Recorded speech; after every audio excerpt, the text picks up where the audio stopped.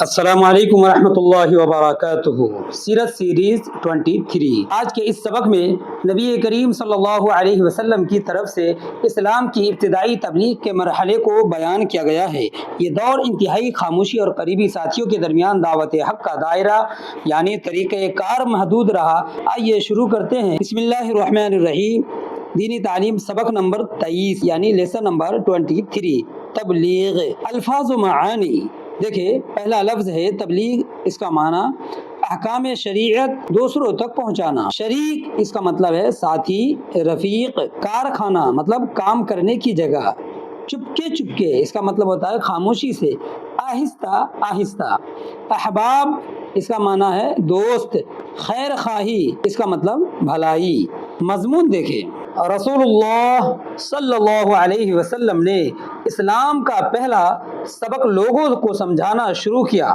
وہ 5 آدمی جو ہمارے حضرت صلی اللہ علیہ وسلم کی زندگی کے شریک تھے، یعنی زندگی کے ساتھی تھے۔ شریک مطلب ساتھی، جو ہمارے حضرت صلی اللہ علیہ وسلم کو رات دن دیکھتے تھے اور آپ کی اچھی باتوں کو اور اچھی عادتوں کو رات دن آزماتے تھے، یعنی اس کا تجربہ کرتے تھے۔ چونکہ ان 5 ساتھیوں کی زندگی، ان کا اٹھنا بیٹھنا، ان کی نشست و برخاست تمام اللہ کے رسول صلی اللہ علیہ وسلم کے ساتھ ہوتے تھے، اس لیے آپ کے اخلاق، ان کے عادات، ان کے کردار، تمام چیزوں کو یہ لوگ اچھے طریقے سے واقف ہو چکے تھے۔ وہ اتنی بات تو پہلے ہی سے مانتے تھے کہ اس تمام دنیا جہان کا پیدا کرنے والا اللہ ہے۔ کون؟ جو یہ 5 ساتھی تھے، ان کے بارے میں یہ بات ہو رہی ہے۔ وہ اتنی بات تو پہلے ہی سے مانتے تھے کہ اس تمام دنیا جہان کا پیدا کرنے والا اللہ ہے۔ جب حضرت صلی اللہ علیہ وسلم نے غار حرا کا واقعہ سنایا تو وہ یہ بھی مان گئے کہ ہمارے حضرت صلی اللہ علیہ وسلم اللہ کے نبی ہیں، میسنجر ہے، پیغمبر ہے۔ اب یہ سب اللہ کو یاد کرنے لگے، صبح شام اللہ کا نام لینے لگے۔ انہوں نے اپنے دوسرے ساتھیوں کو بھی سمجھانا شروع کیا۔ انہوں نے سوچا کہ یہ باتیں بہت اچھی ہے، یہ باتیں انسانوں کے فائدے کی ہے، ان باتوں کا فائدہ اپنے دوستوں کو ضرور پہنچانا چاہیے۔ خیر خواہی یہی ہے کہ جو اچھی چیز آپ کے پاس ہو وہ دوسروں کو بھی دو۔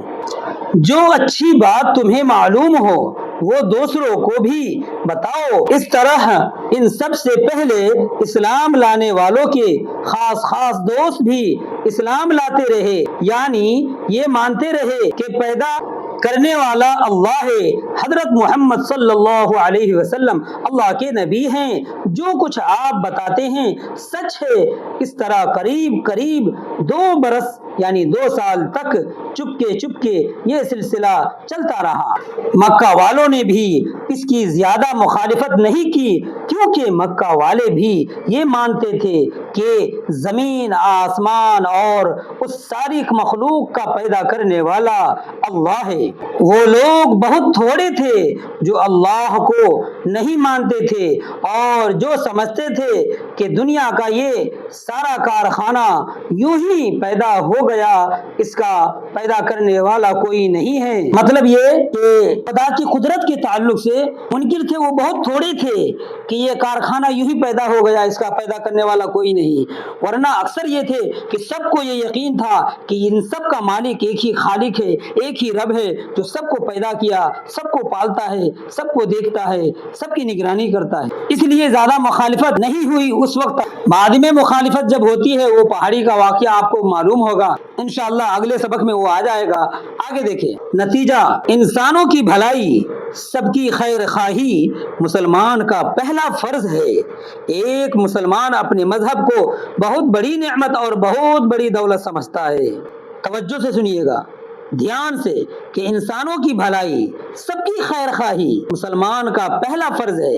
انسانوں کی بھلائی، اس میں یہ نہیں کہا کہ صرف مسلمانوں کی بھلائی، بلکہ انسانوں کی بھلائی، چاہے وہ انسان کسی بھی رنگ و نسل کے ہو، کسی بھی ذات برادری کے ہو، کسی بھی علاقے کے ہو، کسی بھی ذات دھرم کے ہو، کوئی مطلب نہیں، انسانوں کی بھلائی اور سب کی خیر خواہی مسلمانوں کا کیا ہے؟ پہلا فرض ہے۔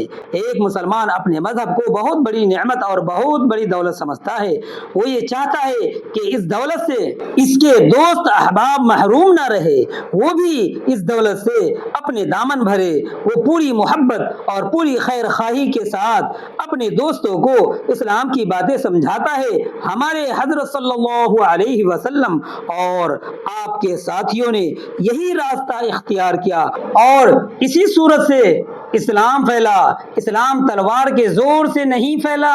ہمارے حضرت صلی اللہ علیہ وسلم یا آپ کے 4 یا 5 ساتھی اگر تلوار سے کام لیتے تو مکہ والے مسلمان تو کیا ہوتے؟ پہلے ہی وار میں ان سب کو ہمیشہ کے لیے خاموش کر دیتے۔ یہ چند سوالات ہیں، آگے دیکھ لیں۔ سوالات: اسلام کیسے پھیلا؟